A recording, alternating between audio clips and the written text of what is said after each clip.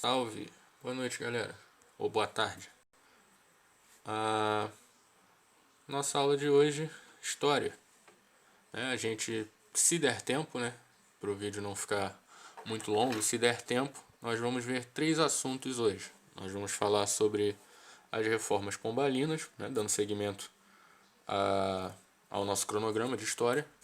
Vamos falar das reformas pombalinas, se possível, o período joanino e o início do processo de independência do Brasil.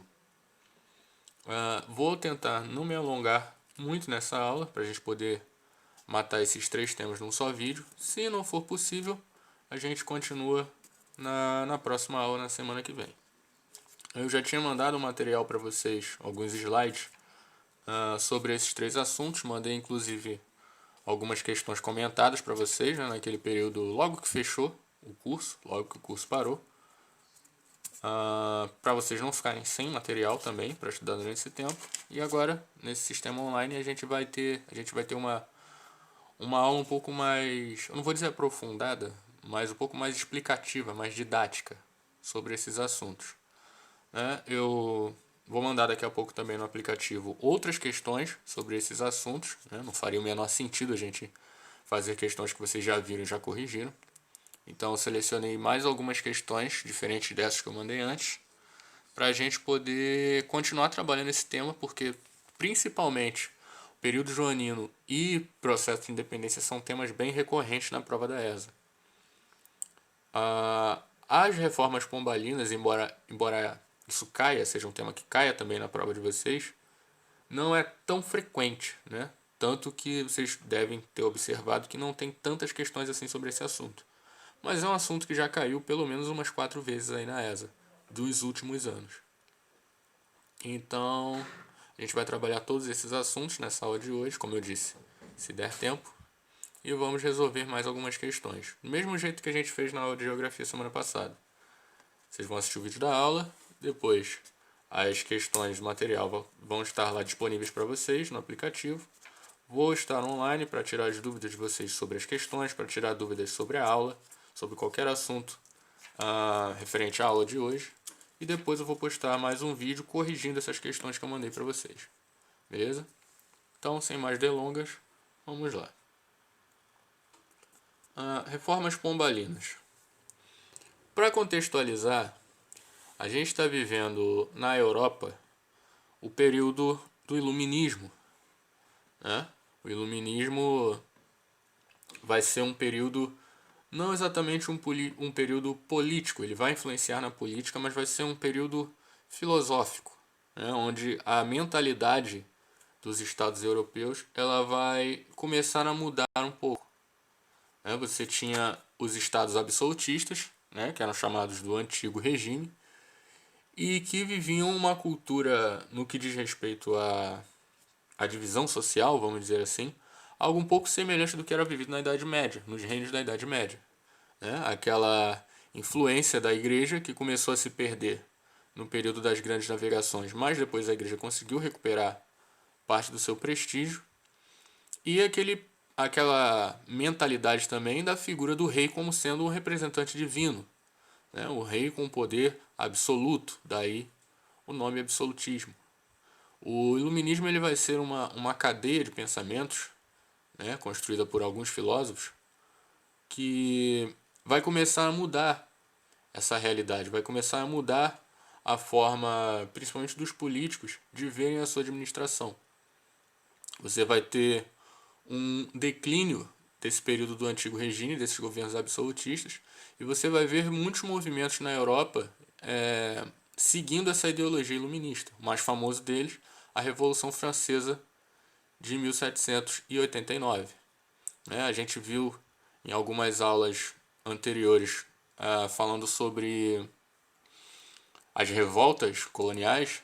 A gente falou sobre as revoltas separatistas, as conjurações mineira, carioca e baiana, que vão ter uma influência total desse iluminismo e total também da Revolução Francesa.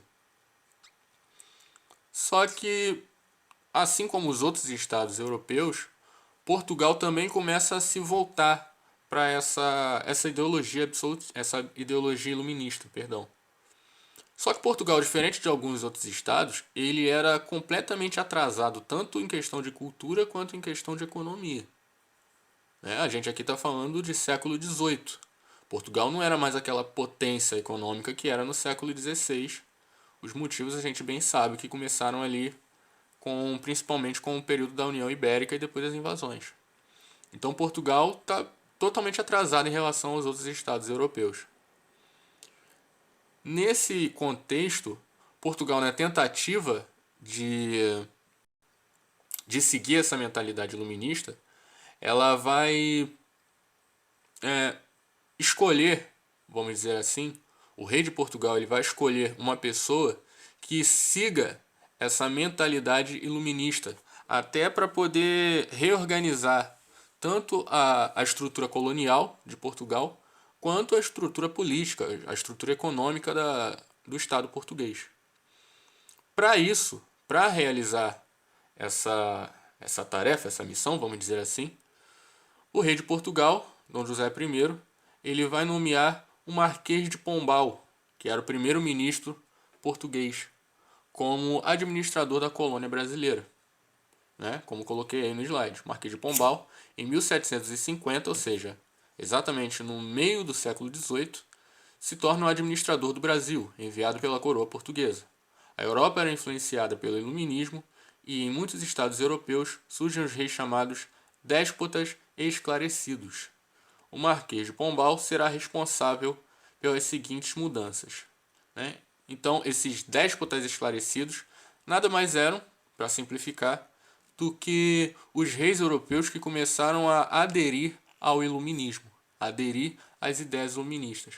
O iluminismo ele defendia principalmente a racionalização do Estado, separar o Estado da igreja, separar política de religião, entre outros aspectos. Também defendiam um rei que não tivesse tanto poder assim, um rei que governasse de forma mais conjunta, um rei que governasse olhando um pouco mais para a população e não somente para a nobreza e para a burguesia. Só que o que aconteceu na maioria dos estados, um deles português, foi que realmente você teve um distanciamento do Estado em relação à igreja, você teve um distanciamento da coroa, da administração, do núcleo de nobreza, mas você não teve uma aproximação da coroa com o povo. Você teve uma aproximação agora da coroa com a burguesia. Você já tinha essa parceria já desde das grandes navegações lá com o mercantilismo. A gente bem deve lembrar que toda a economia do Brasil era movimentada por iniciativa privada. E você tem agora um estreitamento ainda maior nessa relação entre coroa e burguesia. Então, como as principais medidas que vocês precisam saber para a prova de vocês, essas medidas que foram tomadas nesse período de reformas pombalinas, nós vamos ter a diminuição da influência da nobreza e do clero na gestão, o que resultou inclusive na expulsão dos jesuítas de Portugal e de suas colônias em 1759, mudando também a estrutura educacional. Fiz questão de destacar aí, questão da ESA. Então os jesuítas eles vão ser expulsos do Brasil e expulsos de Portugal em 1759. O responsável por essa expulsão vai ser o Marquês de Pombal. Se vocês prestarem atenção aí na data em que o Marquês de Pombal assume, 1750, talvez vocês por essa data se lembrem também de um outro acontecimento ou uma outra época também importante na história do Brasil enquanto colônia. 1750 foi o ano em que foi assinado o Tratado de Madrid. Lembram dele, da aula de expansão territorial? Pois é, o Tratado de Madrid ele vai ser assinado já na gestão do Marquês de Pombal. Foi uma das primeiras medidas que ele tomou quando assumiu a administração do Brasil. O Marquês de Pombal ele também vai ter uma influência muito forte no ciclo da mineração do Brasil. Quando a gente falou sobre mineração em aulas anteriores, a gente falou principalmente dos impostos cobrados sobre o ouro. A gente falou do quinto, falou da captação, falou da finta, e a gente falou também de um imposto e de uma cobrança desses impostos. Um dos impostos, o mais pesado eu diria, foi a chamada cota mínima anual. A gente tinha a finta, que cobrava 15 arrobas anuais, 15 arrobas de ouro anuais, dos produtores de ouro, dos exploradores de ouro. E o Marquês de Pombal, ele vai aumentar esse imposto. Agora não são mais 15 arrobas de ouro, agora são 100 arrobas de ouro anuais. Eu sempre falo para vocês que esqueço de procurar quanto seria essas arrobas de ouro, dessa vez eu lembrei. Essas 100 arrobas de ouro equivaleria mais ou menos a 1,5 tonelada de ouro. Ou seja, os produtores teriam que enviar por ano para Portugal 1,5 tonelada de ouro. Só que assim, século XVIII, cara, o ouro estava acabando. Se antes, com ouro numa quantidade absurda, a galera não pagava aquele imposto que eram de 15 arrobas, você acha que agora, com o ouro acabando, vão pagar 100 arrobas por ano? É óbvio que não. Portugal era muito inteligente na hora de criar impostos. Eles criavam um imposto difícil de pagar, o povo não pagava e eles criavam um imposto pior ainda. Essa era a dinâmica da coroa portuguesa. Depois chamam o português de burro e não sabem porquê, mas enfim. E por causa do não pagamento desse imposto, que era realmente quase impossível de ser pago, o Marquês de Pombal também vai criar a famosa derrama. A derrama, como vocês bem sabem, devem se lembrar, era a cobrança compulsiva, a cobrança obrigatória desses impostos. Se você não tivesse condições de pagar o imposto, eles invadiam sua casa e tomavam tudo que você tinha. Então, tanto essa cota mínima anual quanto a derrama foram medidas criadas pelo Marquês de Pombal. O Marquês de Pombal ele também vai fortalecer o exclusivo metropolitano, aquela questão do pacto colonial, com o objetivo de que o máximo possível das riquezas da colônia fossem para a metrópole e o Brasil saísse da dependência econômica da Inglaterra. Para que o poder fosse centralizado na colônia, ele extinguiu as capitanias hereditárias, destituindo assim seus donatários em 1759. Outra questão da ESA. As capitanias hereditárias elas vão existir até o ano de 1759. A partir dessa data, o Marquês de Pombal acaba definitivamente com as capitanias hereditárias. Uma outra medida. Em 1621, a administração da colônia brasileira estava dividida em 2 estados, Maranhão e Brasil. A capital do estado do Brasil era em Salvador e a de Maranhão era em São Luís. Com a centralização proposta pelo Marquês de Pombal, toda a colônia, ou melhor, ele reunificou toda a colônia e transferiu a capital do Brasil para o Rio de Janeiro em 1763. Outra questão da ESA. A capital foi transferida definitivamente para o Rio de Janeiro no ano de 1763 e o responsável por isso foi o Marquês de Pombal. O objetivo dele era buscar que o centro da gestão estivesse próximo tanto do litoral quanto da área de mineração, ou seja, de Minas Gerais. Ele transformou a exploração de pedras preciosas em monopólio real através de um documento chamado Regimento Real de Extração. Na verdade, você já tinha um monopólio real sobre a extração dessas pedras preciosas. Ela só passou a ser oficial de forma documentada a partir desse regimento. Ele também estabeleceu um regime de taxação de ouro que combinava a casa de fundição com a cota mínima e a derrama, aquela situação que eu acabei de explicar para vocês.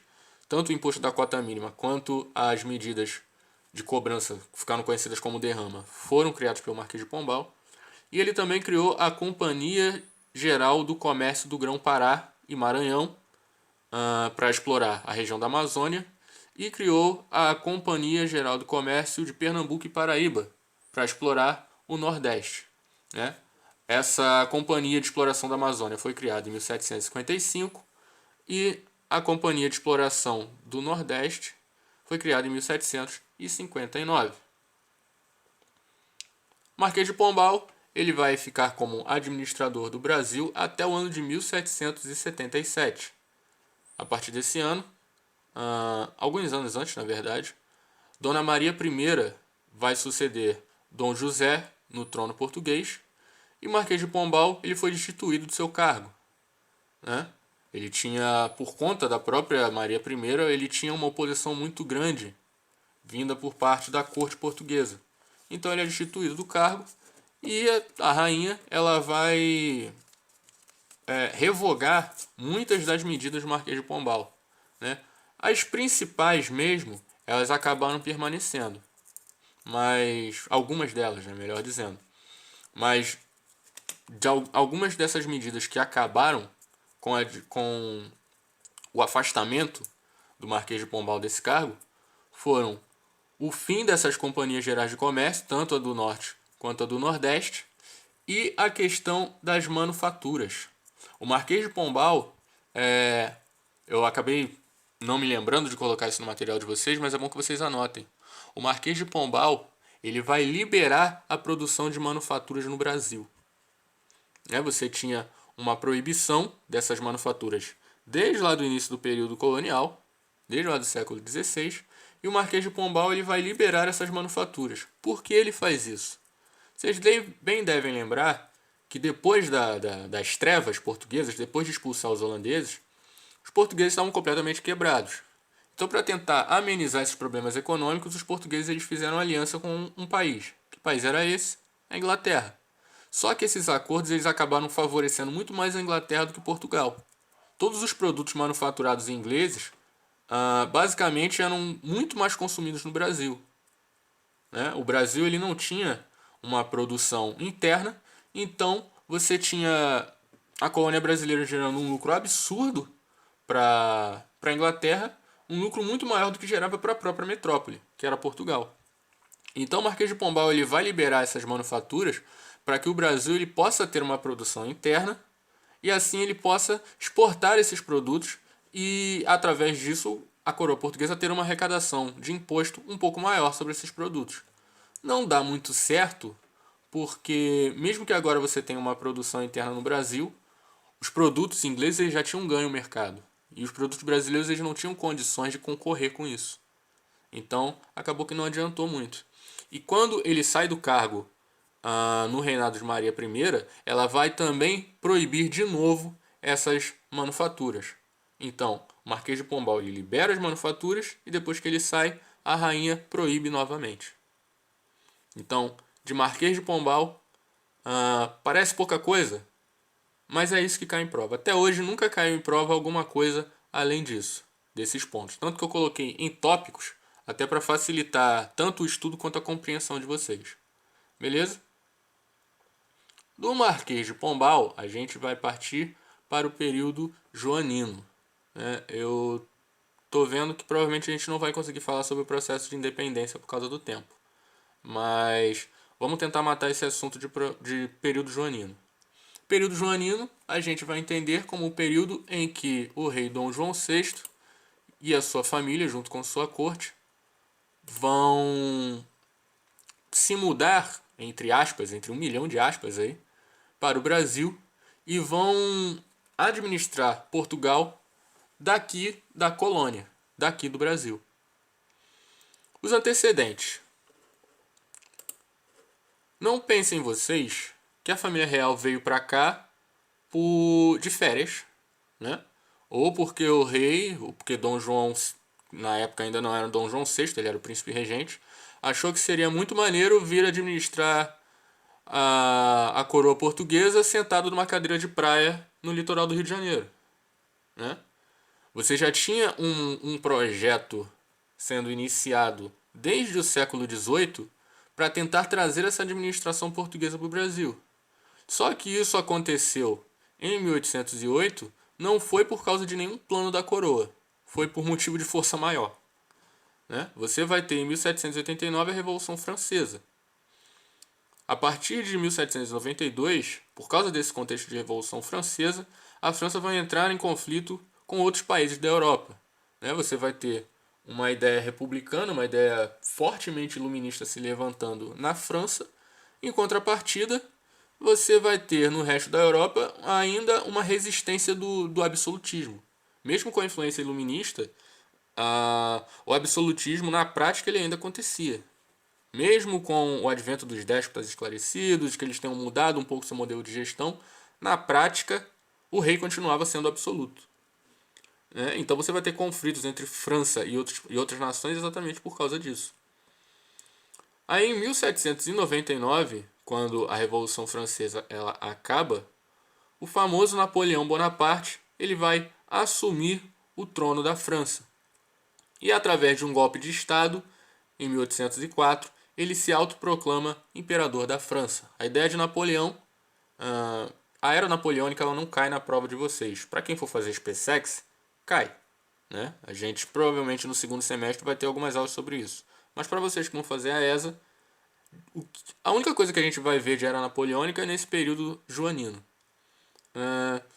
Ele meio que queria se igualar aos antigos imperadores romanos. A ideia de Napoleão era essa, se tornar o César da França, vamos dizer assim. Então, por causa desse poder que Napoleão conquistou, ele começa a subjugar muitas nações europeias, né, através da força. A única nação que Napoleão não conseguiu, vamos dizer assim, se criar, foi contra os ingleses. Porque Napoleão tomava tudo na força, na guerra. Só que a França ela tinha nada mais nada menos do que a marinha de guerra mais poderosa do mundo na época. Napoleão tentou e tomou na cabeça. Como ele não era bobo, ele sabia que na força ele não ia conseguir. Se ele tentasse de novo, ele ia tomar outro prejuízo. Então, como ele já tinha, vamos dizer, dominado alguns outros países da Europa, o que ele vai fazer? Ele vai tentar quebrar a Inglaterra no ponto mais forte deles, que era a economia. Então, para tentar atacar a economia inglesa, em 1806, Napoleão Bonaparte vai decretar o bloqueio continental contra a Inglaterra, questão da ESA. O que foi esse bloqueio continental? O bloqueio continental foi um decreto de Napoleão que impedia que as nações europeias, no caso as que já haviam sido dominadas por Napoleão, impedia que essas nações fizessem qualquer tipo de negociação com os ingleses. Era para tentar quebrar o mercado de manufatura dos ingleses e o setor industrial que começava a dar seus primeiros passos na Inglaterra. Então, como ele não conseguiu na força, ele tentou através da economia. Só que um desses países que Portugal já tinha, que a França, melhor dizendo, já tinha conquistado certa influência, vamos dizer assim, foi Portugal. Só que Portugal não quis se submeter ao bloqueio continental. Por quê? Porque a Inglaterra era o maior parceiro comercial de Portugal. Por mais que isso gerasse muito mais lucro para a Inglaterra do que para Portugal, ainda assim era uma das únicas ou a mais forte parceria comercial que Portugal tinha. Não dava para eles abrirem mão disso assim. Então, por causa dessa recusa em acatar o bloqueio continental, Napoleão invade Portugal. Napoleão ele vai invadir Portugal em 1808 e por causa dessa invasão, Dom João foge para o Brasil com a sua família e mais uma comitiva de mais ou menos 15 mil pessoas. Né? Então Dom João VI ele vem para cá fugido. Vem para cá, vamos dizer, para não morrer.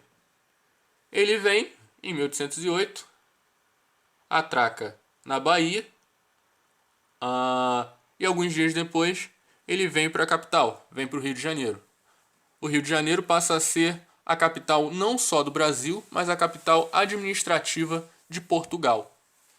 O rei, o príncipe regente na época, ele vai governar Portugal daqui do Brasil. Imediatamente, ao chegar no Brasil, ainda na Bahia, Dom João VI ele vai tomar duas medidas que são muito importantes para a prova de vocês, porque cai bastante. A primeira é a famosa abertura dos portos às nações amigas. O que seria essa abertura dos portos, melhor dizendo, às nações amigas? Lembra do Pacto Colonial, do bloqueio continental? Bloqueio continental não, perdão, do exclusivo metropolitano? Com a produção de manufaturas, ele não acabou. Né? O único parceiro comercial que o Brasil tinha para fazer negócio era a Inglaterra. Só que agora com essa abertura dos portos, você vai ter o fim desse pacto colonial, o fim definitivo do exclusivo metropolitano. Agora, os mercadores brasileiros eles podem fazer negócio com qualquer nação. E é óbvio que a Inglaterra seria a maior beneficiada nisso. Então, em 1808 você tem o fim do pacto colonial. E além disso, Dom João ele vai permitir novamente a produção das manufaturas no Brasil. Então, o Marquês de Pombal ele libera, Maria I proíbe e Dom João libera de novo. A partir de agora você tem o sonho da industrialização no Brasil. Só que esse sonho ele não se realiza nesse período, até por conta, de novo, dos produtos ingleses. Os produtos manufaturados no Brasil eles não têm força para competir com os produtos ingleses. Dom João VI também vai fundar o Banco do Brasil, no dia 12 de outubro de 1808. Dom João ele também vai ordenar a invasão à Guiana Francesa em 1809. Essa invasão à Guiana Francesa era uma tentativa de vingança contra Napoleão, por ter invadido Lisboa no ano anterior. Essa invasão ordenada por Dom João lá na Guiana Francesa, ela vai durar até 1815. A partir de 1815, os franceses não estavam mais em Lisboa, eles foram expulsos de Portugal, e essa invasão na Guiana Francesa também vai ter um fim. Em 1810, você vai ter algumas medidas que foram fundamentais para a emancipação do Brasil alguns anos depois. Em 1810, você teve a assinatura de 2 tratados entre Portugal e Espanha. Portugal e Inglaterra, perdão. Portugal e Espanha já está no sangue. Você vai ter o Tratado de Aliança e Amizade e vai ter o Tratado de Comércio e Navegação. Né? Esses tratados, em suma, eles vão principalmente reduzir as taxas alfandegárias sobre produtos ingleses, ou seja, o imposto cobrado por produtos importados da Inglaterra, eles foram diminuídos ao que era cobrado por tabela.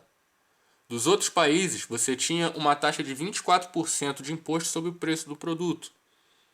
Agora, para produtos ingleses, você tinha uma taxa de 15%. Vejam que até os produtos que vinham de Portugal tinham uma taxa de imposto mais cara. Era uma taxa de 16%. Alguns anos depois, eles igualaram essa taxa. Você tinha também os 15% cobrados dos produtos portugueses. Mas aí o mercado brasileiro já tinha sido completamente invadido por produtos ingleses e os produtos portugueses não conseguiam competir. Né? Aquele mesmo cenário de antes. E você também vai ter uma intervenção do Brasil nos conflitos da região Platina em 1811, que anexou o Uruguai ao Brasil em 1816. Então, nessa época, onde hoje é o Uruguai, você vai ter aquele território anexado ao Brasil durante alguns anos, até o período ali do primeiro reinado, do início do primeiro reinado. Lembra quando a gente falou dos tratados de Sacramento, 7 povos, aquela briga toda de troca, 7 povos vai para cá, vai para Espanha, vai para Portugal. Agora, de novo, a província cisplatina, o Uruguai, passa a fazer parte do Brasil. Outras mudanças também feitas no período joanino. Ele vai fundar a Academia Militar e a Academia da Marinha, vai fundar 2 escolas de medicina, vai criar o Jardim Botânico, lembrando que o Jardim Botânico ele tinha 2 funções principais. A primeira era a questão estética, o embelezamento da cidade, e também o Jardim Botânico ele era usado como um laboratório para testar algumas mudas de café nesse período no início do século XIX. Né? Ele também, junto com aquela comitiva, com toda a corte que veio com Dom João, o Tesouro Nacional Português ele vem nessa viagem para o Brasil também. Os documentos oficiais da corte portuguesa, do governo português, eles também vêm para o Brasil. E muitos livros, né, diversos tipos de literaturas vêm para o Brasil. Isso depois acabou se tornando a Biblioteca Real, que hoje é a Biblioteca Nacional. Ele vai criar também a Academia de Belas Artes, vai criar a Imprensa Régia e o jornal Gazeta do Rio de Janeiro. E o ponto mais importante, depois da abertura dos portos às Nações Amigas, foi o fim do período colonial brasileiro. Esse fim do período colonial ele vai acontecer quando? Em 1815. Esse fim do período colonial vai ser decretado a partir do momento em que Dom João VI vai promover o Brasil a Reino Unido de Portugal e Algarves. O Brasil agora não é mais uma colônia. O Brasil agora é uma extensão do Reino Português. Então, você vai ter essa promoção no status do Brasil. Ainda não é uma nação, mas também não é mais uma colônia, né? Agora é o centro administrativo do Estado português. E isso também vai ter muita influência do advento do Congresso de Viena, né? Portugal precisava ter uma representatividade maior nesse Congresso de Viena. Então era complicado você conseguir uma representatividade, sendo que a gestão do país acontece dentro de uma colônia. Então você precisava mudar o status do Brasil para ganhar maior credibilidade, ganhar maior representatividade no Congresso de Viena, né? Só por curiosidade, uma pessoa uma vez me perguntou o que era esse Algarves, Reino Unido de Portugal e Algarves. Algarves era uma região que fica no sul de Portugal, né? Até esse período ainda não era anexado totalmente, era um território português, embora tivesse uma fronteira interligada. Era um território português, mas não era ainda parte, como é que eu vou dizer? Uma parte total do Estado português. Era uma extensão do território da mesma forma como era o Brasil, né? Então esse território ele foi anexado definitivamente a Portugal alguns anos depois. Mas até então era um território, uma extensão do território português. Assim como o Brasil passou a ser a partir de 1815. Só que aí não pensem vocês que tudo foi às mil maravilhas nessa passagem de Dom João aqui pelo Brasil, né? Você tinha uma cobrança de impostos acontecendo no Brasil muito maior do que sempre aconteceu. Agora você tinha um rei morando aqui com a sua família. Então você tinha que sustentar toda a vida luxuosa que a família real tinha no Brasil, né? Então, para sustentar essa vida luxuosa, aumentaram os impostos até a tampa, vamos dizer assim. E isso começou a gerar muita insatisfação por parte da população.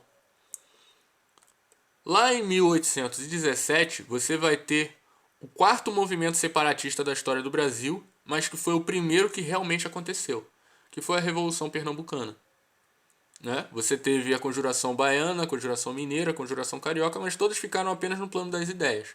Em Pernambuco, a treta aconteceu de fato. Teve guerra, teve invasão, teve ocupação, morreu gente. Todos os ingredientes de uma revolta, de uma guerra civil. Paralelo a isso, você vai ter a Revolução Liberal ou Revolução Constitucionalista do Porto em 1820. Né? A Revolução Pernambucana, gente, ela só para contextualizar, ela vai acontecer principalmente por causa desse aumento dos impostos e também